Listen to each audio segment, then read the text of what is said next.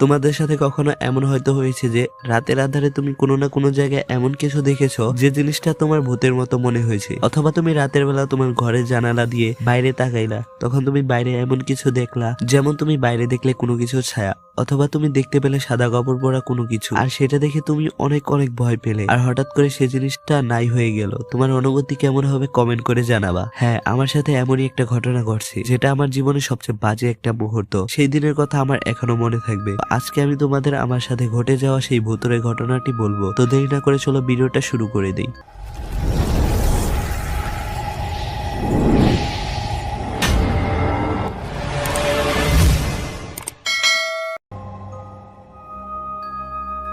ঘটনাটি আজ থেকে আরো 3 বছর আগে, তখন আমি ক্লাস 10-এ পড়ি। তো এমনই একদিন পড়ালেখা বাদ দিয়ে বন্ধুদের সাথে আড্ডা মারছিলাম, কারণ সেদিন আমার বাসায় কেউ ছিল না। যদি আমি পড়তেই না বসি আমাকে বলবেই বা কে।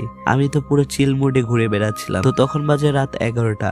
আমরা সবাই একটি ব্রিজের উপর বসে আড্ডা মারছিলাম, আর তখন সবাই সিদ্ধান্ত নিলাম যে ফ্রি ফায়ার গেম খেলি। আর সবার কাছেই কাস্টম ছিল, তাই সেদিন অনেক কাস্টম খেলা হয়েছে। আর আমার বাসাও ব্রিজ থেকে একটু দূরে, যাইতে 7-8 মিনিট লাগে। তো গেম খেলা শেষে আমরা সবাই নিজ নিজ বাসায় চলে যাওয়ার সিদ্ধান্ত নিলাম। তো সেদিন আমার কেন যেন অনেক অনেক ভয় লাগতেছিল, তাই এক বন্ধুকে বললাম আজকে আমার সাথে আমার বাড়ি চল। তো এই গল্পের জন্য সেই বন্ধুর নাম দেব নারিকেল। তো নারিকেলকে বললাম, ওই নারিকেল, আমার অনেক ভয় লাগতেছে, আমার বাসায় কেউ নাই, তুই আমার সাথে চল না আমার বাসায়। তখন নারিকেল বলল, মজা নেস, ভয় আবার তুইও পাস, বিশ্বাস হয় না। তখন আমি বললাম, ভাই আজকে সত্যি অনেক ভয় লাগতেছে, চল না আমার সাথে।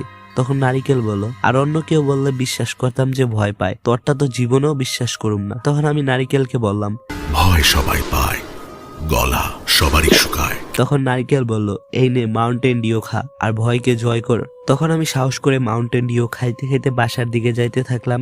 তো মাউন্টেন ডিউ খাওয়া শেষে আমি এই ডায়লগটা মারলাম, মাউন্টেন ডিউ ভয়ের মায়ের চুদি। তো এই ডায়লগটা মেরে আমি বাসায় চলে আসলাম। ঘর তো পুরোপুরি অন্ধকার, আর রুমের জানালা লাগাতে ভুলে গেছি। তখন বাজে রাত 12:30টা। তো আমি প্রথমে করলাম সব ঘরে লাইট জ্বালালাম যাতে অন্ধকারটা দূর হয়ে যায়, আর সিদ্ধান্ত নিলাম আজকে আর লাইট অফই করব না। তারপর গেলাম জানালা বন্ধ করতে, এক এক করে সব জানালা বন্ধ করলাম। তো এখন বাকি আছে উপরের রুমের জানালাটা বন্ধ করার। তো আমি সেই রুমে গিয়ে লাইট অন করলাম। তারপর দেখলাম সেই রুমে জামা কাপড় সব অগোছালো, মনে হয়েছে যে ঘরে কেউ আসছিল। তো তখন আমি একটু ভয় পেলাম। তারপর ওই রুমের জানালা বন্ধ করতে গেলাম, বাইরে হাত দিয়ে জানালা বন্ধ করতে যাব, আর দেখি জানালা জ্যাম হয়ে গেছে, বন্ধ হচ্ছেই না। তো আমি অনেকক্ষণ চেষ্টা করতেছি। তো সেই জানালাটা থেকে দূরে একটি কবরস্থান দেখা যায়, সেখানে টিপ টিপ আলো জ্বলছে, ভালো করে কিছুই বোঝা যায় না। তো এমন সময় আমার চোখ পড়লো কবরস্থানের একটি ঘরের দিকে। ঘরটায় ছাদ আছে কিন্তু কোনো দেওয়াল নেই। তো ওই ঘরের দিকে তাকাতে একটা সাদা কাপড় পরা লোককে দেখতে পেলাম। চেহারা ভালো করে দেখা যাচ্ছে না। লোকটি একবার এদিকে যায় আবার অন্যদিকে যায়। ওইটা দেখে লিটারালি আমার কলজা ফেফড়া যা আছে সবকিছু জাম্পিং করতেছে। তো ওইটা দেখার জন্য আমি মোটেও প্রস্তুত ছিলাম না। আমি তো ভয়ে আরো জানালা বন্ধ করতে পারতেছিলাম না, আমার গলা দিয়ে আওয়াজও বের হচ্ছে না। তখন আমি জানালা না লাগিয়ে এমন দৌড় দিছি নিচের রুমের দিকে, আর আমার গলা থেকে এমন জোরে আওয়াজ বের হয়েছে যে আশেপাশে যত প্রতিবেশী আছে সব দৌড় পেরে চলে আসছে। তখন আমি বাইরে যাই আর অজ্ঞান হয়ে যাই। অনেকক্ষণ পর আমার হুঁশ ফিরে। তখন আমি সবাইকে বললাম ওই কবরস্থানে কেউ আছে সাদা কাপড় পরে। তখন ওইখানে থাকা কিছু লোক বলল, আরে তুমি ভয় পাইছো কেন শুধু শুধু, ওইটা তো গ্রামের কবরস্থানের পাহারাদার, শালায় আজকে আবার নতুন সাদা পাঞ্জাবি কিনছে আর সেটা পরেই পাহারা দিতেছে। তখন আমার মুখে একটা কথাই আসলো,